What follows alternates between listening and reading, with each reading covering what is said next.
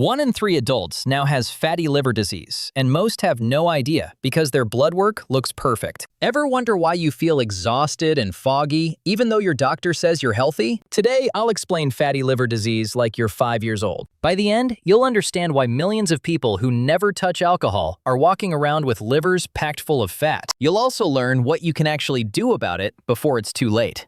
Here's what nobody tells you about this condition. Fatty liver disease used to be something only heavy drinkers got, the kind of people who've been going hard for decades. But now, it's everywhere, affecting people you'd never suspect. Your coworker who meal preps every Sunday could have it. Your aunt who does yoga 3 times a week might have it too.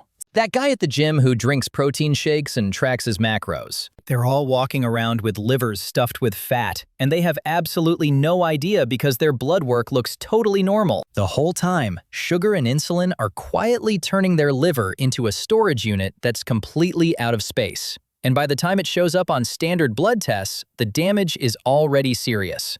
Let's break down your liver like you're 5 years old. Your liver is basically a storage room for your body. When you eat, sugar enters your bloodstream, and your liver's job is to grab some of that sugar and store it as glycogen. Think of glycogen like organized inventory on a shelf, accessible and ready to use when you need energy later. Your liver can hold about 100 grams of glycogen total. That's the whole storage capacity. Now here's where fructose comes in and ruins everything. Fructose is the sugar in fruit juice, soda, honey, and basically every processed food in your pantry right now. Unlike glucose, which your whole body can use for energy, fructose gets processed almost exclusively by your liver. When fructose shows up faster than your liver can handle it, your liver does the only thing it can. It converts that sugar into fat and stuffs it into the storage room. One soda delivers about 25 grams of fructose in 10 minutes. A Starbucks Frappuccino delivers closer to 40 grams. Your liver is trying to process a flood, but the drainage system was only built for a trickle. So it packs the fat away inside liver cells, hoping it's temporary. But it's not temporary because you're doing this every single day. The fat keeps accumulating with each meal and snack that contains added sugars or refined carbohydrates. The room gets so crammed that your liver can't do its other jobs anymore. It can't filter toxins, make hormones, manage blood sugar, or produce bile to digest food. It's like trying to cook dinner in a kitchen that's also being used as a storage warehouse. And because this fat doesn't show up on basic blood tests until the damage is advanced, you can have completely normal labs. Your liver can be drowning, while your numbers look fine. Your liver enzymes might be slightly elevated, but your doctor says, let's just keep an eye on it, and sends you home. Meanwhile, the fat keeps building up, day after day. It's not until you're years into the problem that the numbers finally spike and someone orders an ultrasound.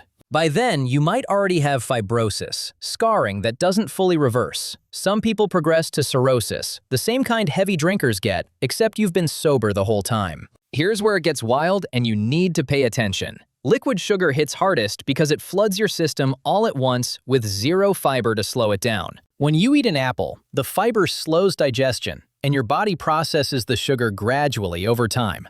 But apple juice? That's a straight shot of fructose that spikes your blood sugar. It triggers a massive insulin response and tells your liver to start packing fat immediately. And insulin is the key player in this whole process. When insulin stays elevated all day because you're constantly snacking, it locks your body in fat storage mode. Your liver can't empty out because insulin keeps blocking the door.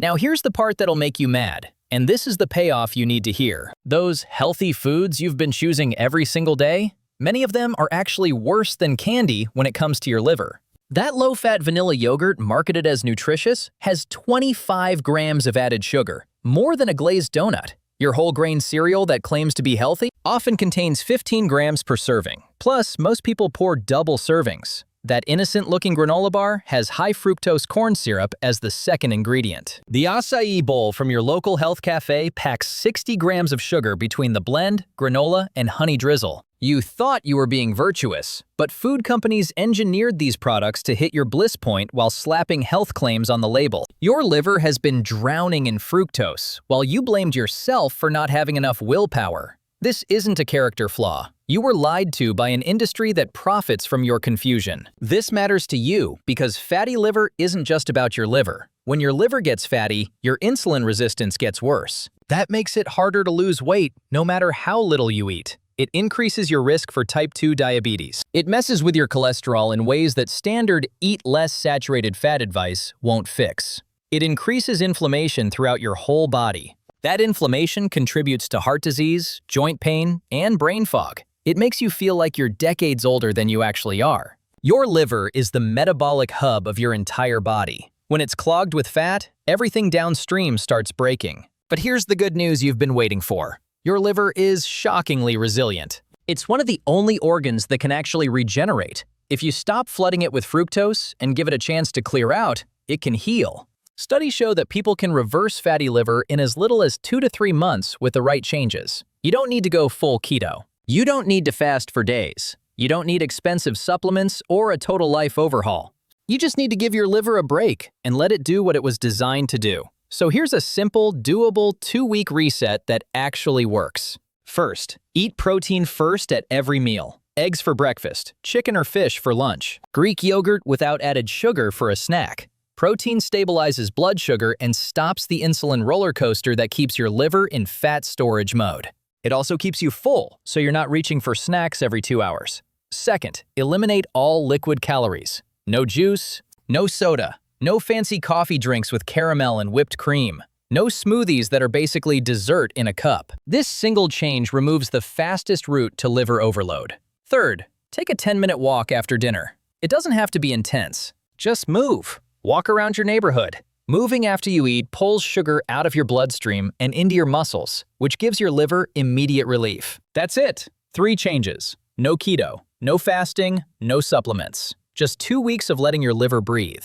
Most people feel a difference within days. Less bloating, more energy, better sleep, clearer thinking. Your body wants to feel good. It's been waiting for you to remove the obstacles. And if you want to know if this applies to you, don't just rely on standard blood work. Ask your doctor for an ultrasound or a fibroscan. These tests can actually see the fat in your liver before your enzymes go haywire. It's not on the standard screening panel. It's not something doctors bring up unless you're already showing serious symptoms. You have to ask. You have to advocate for yourself.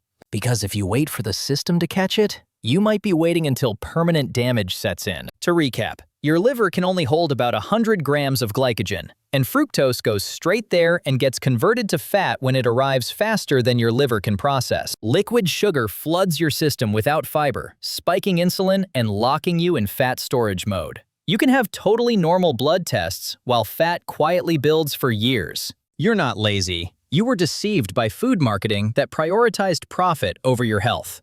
And your liver can heal if you give it a break with 3 simple changes. Protein first, no liquid calories, and a short walk after dinner. So here's the real question. Has your doctor ever checked your liver for fat accumulation? Or are you finding out about this problem for the first time right now?